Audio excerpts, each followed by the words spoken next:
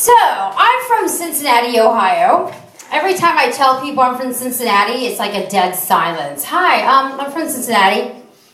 Because people are thinking, where is that? There's nothing interesting about that. But I love the Italians because they try to make light out of it. They're like, Cincinnati, Cincinnati. Yeah, that still doesn't make it any more interesting. Anyways, people in Cincinnati don't even know how to speak proper English. They say things like, he don't know. I'm fixing to leave. I ain't God. So growing up in Cincinnati, I had try to find fantasies in exotic places to kind of pass the time. So I looked to the United Kingdom as my exotic place because I saw the film Sid and Nancy. I don't know if any of you have seen Sid and Nancy. That's so nice. Such a good film. Yeah, I know, but I wanted to be punk rock. I was going to move to London, maybe minus the heroin addiction and the violent lifestyle, but I was going to move to London. I loved it. I loved the music, everything. So my dream came true. I went to London when I was in college. I loved it. I was in heaven. I went straight to Camden. I'm like, oh my God. Okay, my heaven includes mohawks, blue hair, piercings, ripped jeans. Everyone's different. But the problem with this is that I loved London and the people, but the people didn't really like me so much. They had a hard time understanding this. Let me tell you what happened. So I wanted to go out of town, and I wanted to go to a town named Bath. So I went to the train station, Victoria Station, in the morning, rush hour, lots of people everywhere. I queue up in the line, get that. And I'm like, hi, I'd like a ticket to Bath. I'm sorry, I don't understand. Okay, of course, everyone's silent in Victoria Station. They're like, oh, what's wrong with her?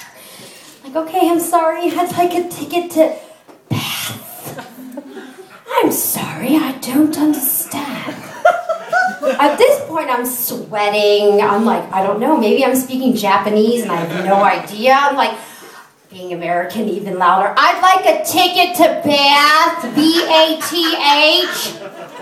Oh, you mean Bath.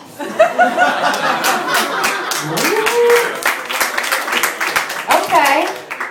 I go to the pub. I get a few ciders. I gotta pee. I ask the pub man, I'm like, hey, where's your restroom? What are you gonna do? Are you gonna take a nap? Not that I'm aware of, but okay. Where's the bathroom? Hey, are you going to take a nap and then a bath?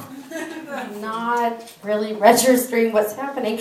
I have to pee, relieve my bladder, urinate.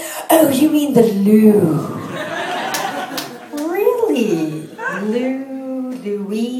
Lou. Okay, whatever. Anyways, I moved to Rome. I hang out with lots of Brits.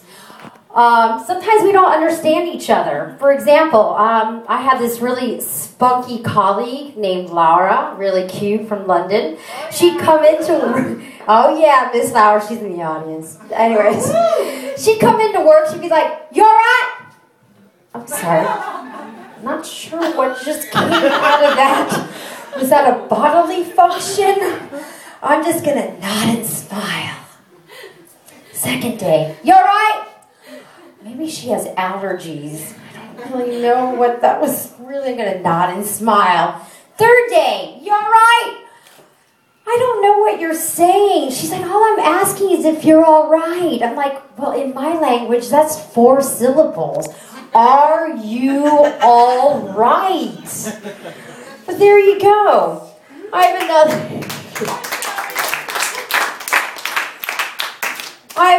have a friend who was telling me a story that in my language it would be very strange, this situation, but in English, British English, it's normal. Just right. I went to the pub and I had a real piss up. I asked a very fit bloke for a fag. Next thing I know, I was snogging. He wanted to have a shag, but you know, I'm not really into guys who only want my fanny. Huh. In my language, that's so wrong. So many levels. But that's okay. Another thing I really like about the English is the fact that they're constantly asking you for sort of your opinion on something. Tag questions. Yeah, English teachers out there. Tag questions are like, this is a comedy night, isn't it? Well, Americans don't really use that because we don't really care what you think. We just make the statement. We don't care. But the English actually do care. So they say things like, I'm tired, aren't I? I don't know, you tell me. You are Marsha, aren't you? Yeah, I've told you like 20 times my fucking name. Yeah. It's a beautiful day, isn't it? I don't know, dude. You're the fucking one living it. I don't know what to say anymore, you know? Just to make matters even worse, the English have a lovely other language called Cockney. And I really cannot get my head around this because basically it's a rhyming language.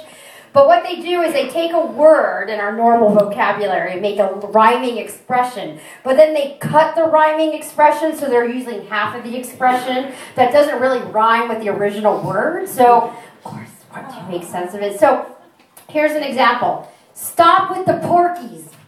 Who's going to tell me what that means? Porky pies. Porky pies? Lies. Lies. Yeah. Americans, would you have gotten that? No. I'm going to say no. I just got the new Cosmo. Let's have a butcher. Butcher's hook, look. Butcher's hook. Look. Yeah, that's not connecting in the American mind. So weird. How about have some Britneys? Britney Spears, Spears. I mean, would you ever have put that together? No. No. Anyways, moving along, of course, I have a weakness for the British men, the accent, the charming way, the sense of humor. I mean, Americans, they're so straightforward and direct. It's like, hey, what's up? You want to hear my new knock-knock joke? I mean, that's just not, it's not cool. The British are they have such a great sense of humor, you know? Sometimes you want to fast forward through some of the bits because it takes them a long time to get to the point. But once you do that, you're like, God, he's so cute. Right? So I have this guy. His name is not Simon, but his name is Simon in this part.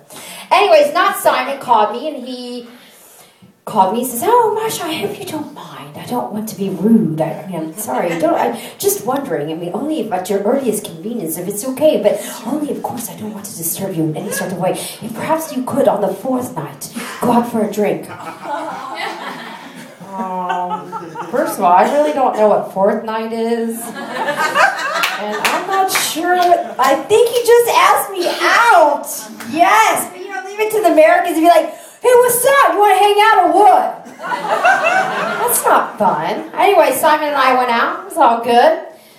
We took it to another level. The evening got a little bit intimate. But, we don't need to continue the politeness once you're naked. I mean, really? Isn't it lovely to be naked here with you, isn't it? You want to go there now? Really? Tag question. Would you mind if I caressed your bosom? I mean, at this point, you want to ask? I don't know. But the most shocking part of the whole evening was the day after where he says, oh, I've had such a lovely time ravishing you. Ravishing. That's something I think I read in a Harlequin novel in the colonial days, and if you call that ravishing, I would hate to know what a wild night of sex is for you. That's okay. Anyways, that's all I gotta say. I love the Brits. I love the sense of humor. I love the country. So nothing bad against them. Just some language barriers to affect it.